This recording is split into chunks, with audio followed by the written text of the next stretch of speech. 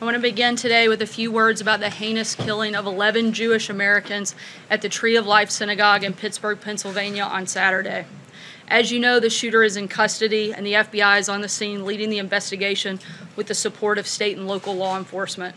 This atrocity was a chilling act of mass murder, it was an act of hatred, and above all, it was an act of evil. The 11 Jewish Americans who were horribly murdered represented the very best of our nation. They were brothers and sisters who looked out for each other.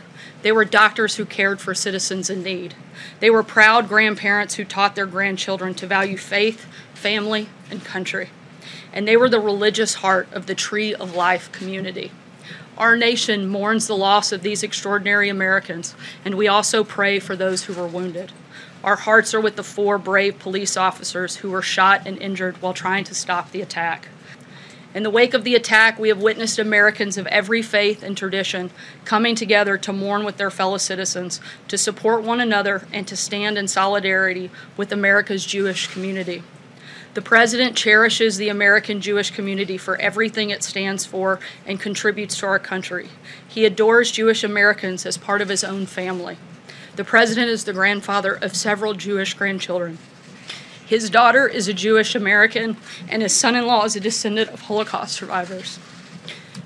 Tomorrow, the President and First Lady will travel to Pennsylvania to express the support of the American people and grieve with the Pittsburgh community. Does he have any concern at all that his words could inspire or provoke troubled people to do awful things?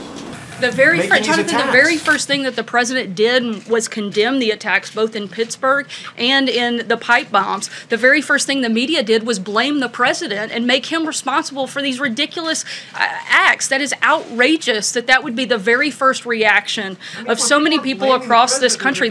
I'm not finished. The only person responsible for carrying out either of these heinous acts were the individuals who carried them out. It's not the President, no more than it was Bernie Sanders' fault for the individual who shot up a baseball field of congressional Republicans.